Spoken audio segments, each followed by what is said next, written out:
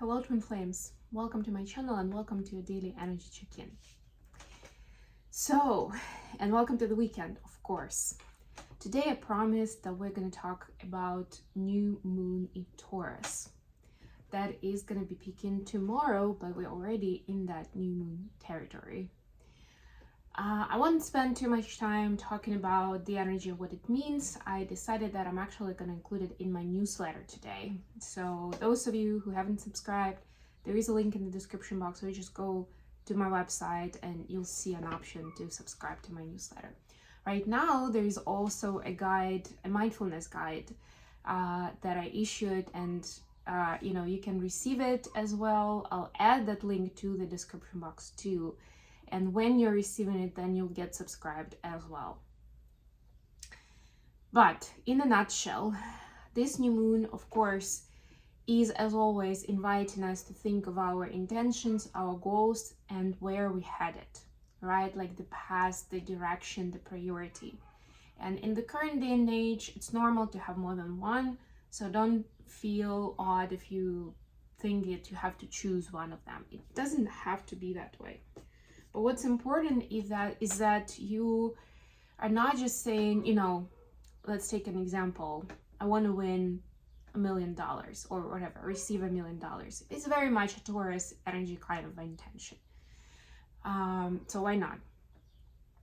But it has to be something practical where even if you don't know, exactly all the steps to get there, but you're like, and I think I can get there by pursuing my mission and purpose, or by, learning about investments at stock exchange, or by buying real estate and building my business that way. There needs to be something tangible behind it. And it's fine that, like I said, you don't know all the steps, or how exactly it will get you to $1 million, or how long it's gonna take, or whatever, right? But there should be some kind of action that you're willing to take for it. So when it goes to the intention level, your intention will be, I'll learn about stock market, or I'll do research about real estate market and see what I can buy with what I have, so that it could be my investment that would support me. Or I'll look into Airbnb, how they do business, and we'll see if I can rent out my room, or whatever it is, right? Like it's something specific. And it is quite possible that eventually $1 million is going to come from a completely different source. But this is you telling the universe that you're ready, that you really want it, you're serious about this, right? And you're taking action towards it. Now, some of you are probably going to say here, but isn't it a bad kind of intention for it's not an intent. In this case, $1 million is not even an intention, it's a goal, right? But it's a bad goal, right? Because you're supposed to wish for, what is it that you actually want to create with it, or what kind of feeling is it going to give you, right? Maybe it will come to you a different way. Yes, for advanced users, if you're wishing for $1 million, you probably need it for something. And I just like to have that marked, have a piece of paper on the wall that will say that I'm now a millionaire, or whatever it is, right? You probably want to do something with it. Do you want to be a philanthropist? Do you want to buy land where you can, grow crops, or whatever, build the house of your dreams, whatever it is, right? It's probably something. So the best goal is actually go with that something that stands behind $1 million in my example, right? But up to you and to interpretation, how you want to position it. But I gave you an example of what and how the intentions matter.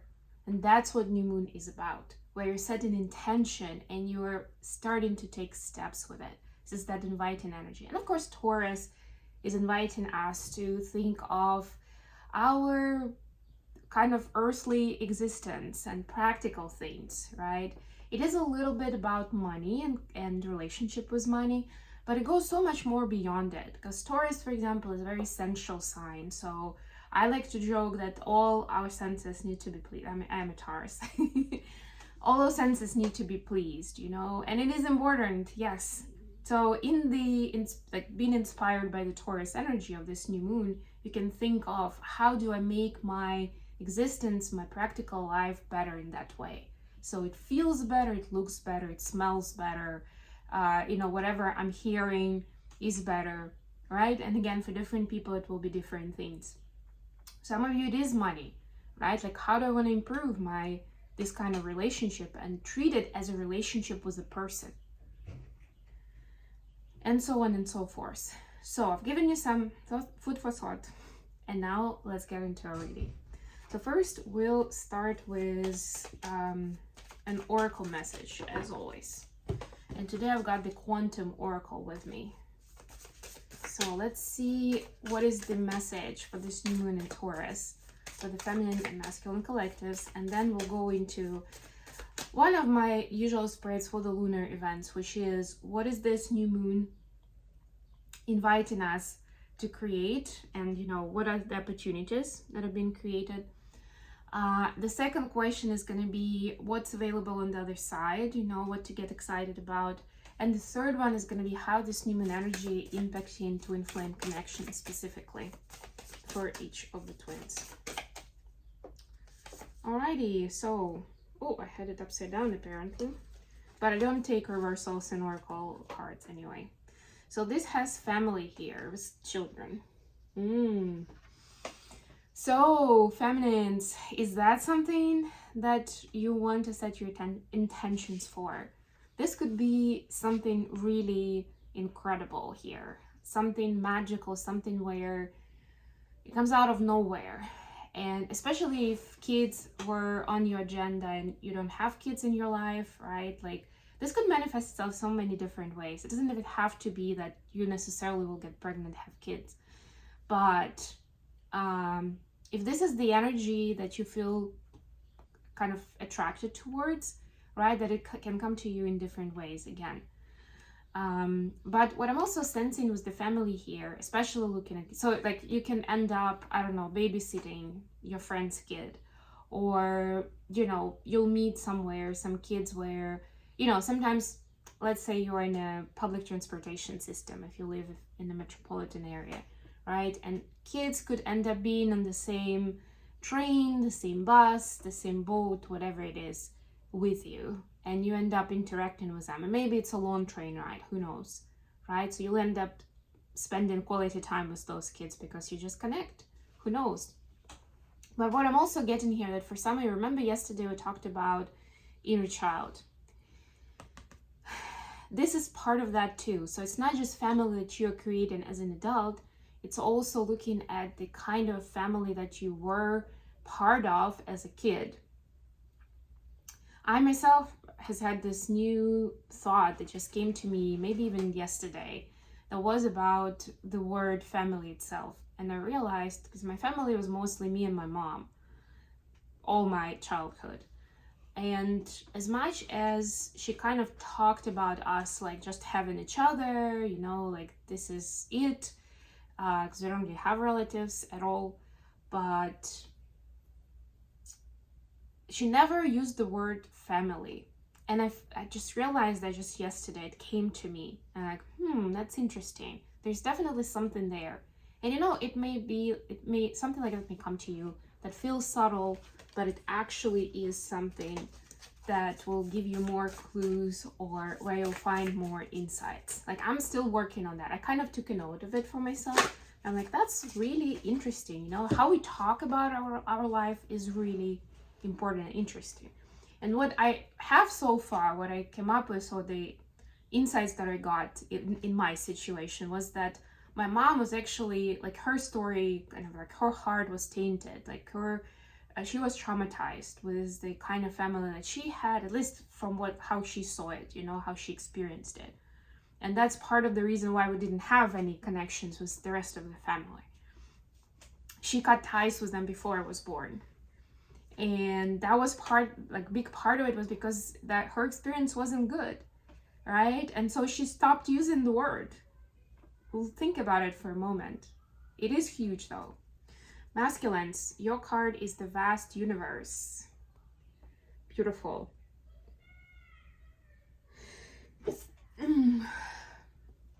Excuse me. This is my confirmation for what I thought about the set is correct.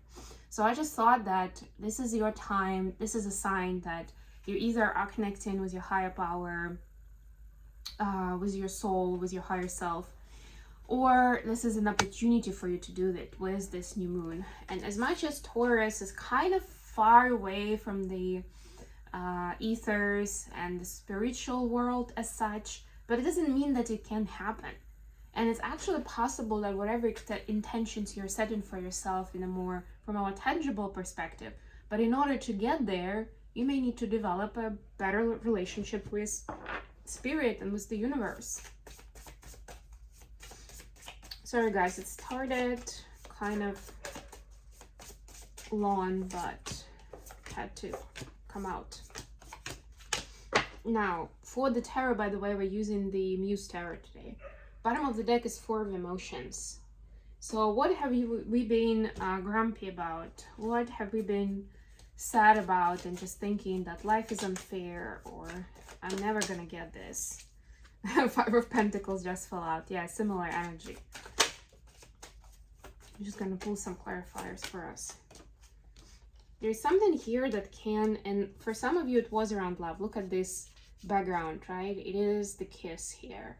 It is that inception moment, right? There's something there where we're telling ourselves, look at that, 4 of Cups again. And this is after tarot, where the person kind of like gives up on the idea. It's like, I've had enough. I'm not putting myself through this emotional BS, you know, kind of calling, being vulnerable and having feelings and being in that close relationship as BS, because it's like, that gets me in trouble, or that brings me so much pain. I'm not doing that again. That's kind of like the vibe that I'm getting. But anyway, so what is the opportunity that we're creating? What is it for the feminines, for this, enduring this new moon in Taurus? 3 of Inspiration, clarified by the Emperor. 3 of Inspiration, actually, which is 3 of Wands, is about setting intentions. You need to be quite selfish in these intentions, though, feminines. So don't think about like world peace, or, you know, helping the hungry and the poor, or maybe even like sending good thoughts to your DM, right? A lot of us do that. Let's just accept that. We want our DMs to grow, to expand, to heal, to be better, do better, and of course to get together with us. But this is supposed to be about you taking on more power and realizing more power in your life. And I say realizing, I don't mean like realizing in your mind, I mean realizing in life, right? So there's some kind of there's a potential for you to realize yourself more, but it has to be connected with your personal wants and needs, not just like what the humanity needs, but what do you need? What are you interested in? What are you excited about? Go there, go deeper, and definitely set your intentions to that, because it will be very magnetic. Like, this is the time when manifestations could be instant, you know, they could just happen just like that. Masculines, you have Queen of Materials, clarified by Ace of Swords. I love seeing materials here because we are talking about new moon in Taurus, and that's the element, the pentacles, the materials in this case. So this is one of the representations of Taurus, by the way, Queen of Pentacles.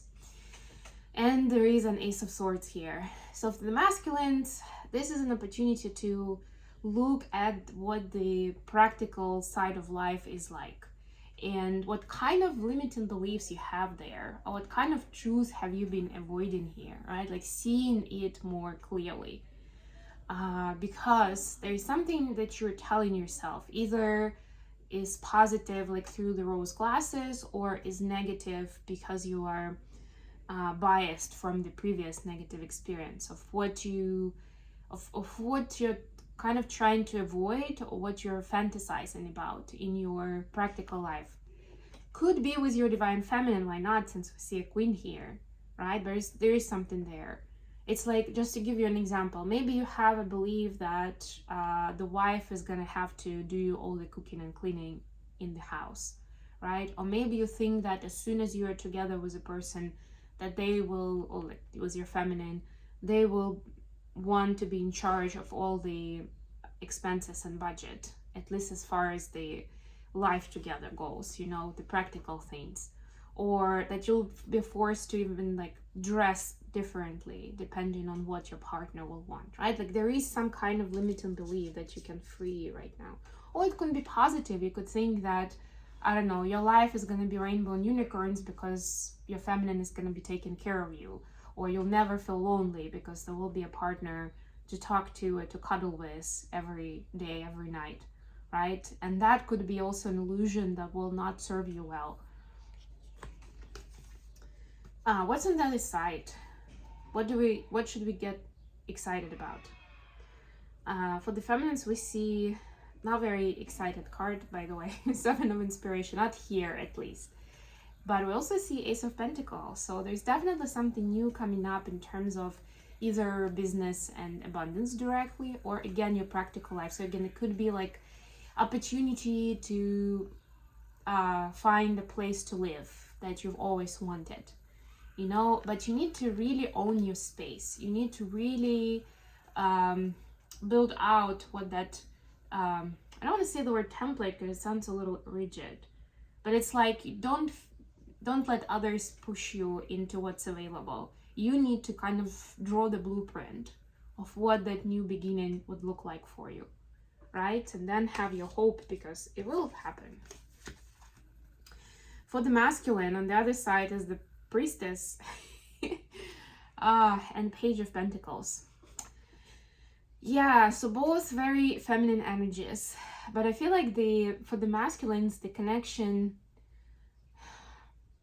is the connection to the inner feminine, right?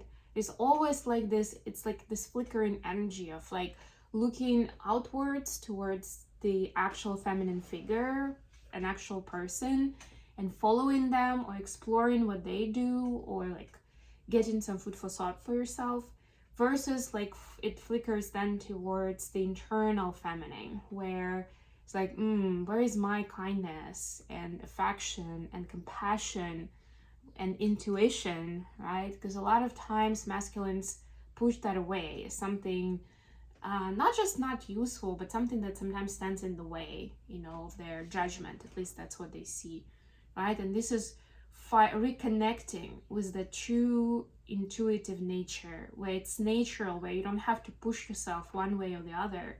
It just feels right to be kind, to be compassionate, and to express yourself that way without feeling threatened that, you know, you're less of a man because of that, if you're a man, for example, or that someone will take advantage of you. What does this new moon mean for Divine Feminine specifically? For this connection, I mean. Knight of Voices, clarified by Three of Cups. There's some kind of lovely exchange here. It could be a date. It could be a meetup, just kind of having fun, doing something fun together. This is actually pretty great. Just spending good time together. I don't know how to say it, but what I mean is it doesn't have to be partying. It doesn't have to be something big like that. But this is just enjoying each other's company. This is like that simple time where you're like, wow, this is why this is my person. This is pretty cool, actually. That we don't even need to plan anything or to come up with specific elaborate leisure activities, right? And sometimes we don't even need to say anything out loud, but we're still gonna enjoy each other's company. For the masculine, more major arcana, Temperance, clarified by Page of Cups, and there's again the feminine figure here. So for the masculines, and we already talked about this inner feminine concept, right? So this is, to me, it's a continuation of that topic, where there is more of alchemy and more of the balance between the masculine and the feminine figure. And masculines are starting to open up more, to expressing themselves, to saying things that maybe will show them as sentimental, but they're not gonna regret it, because there is that understanding, there is that coherence that this is how I feel right now, this is what I feel like saying, and I'm just gonna say it unapologetically, you know, regardless of what others are gonna think, because this is when I'm balanced, when I'm grounded, this is what comes out. All right, I am gonna leave it here. This reading is long enough. I love you guys. Please don't forget to like the video and subscribe to my channel. And until next time.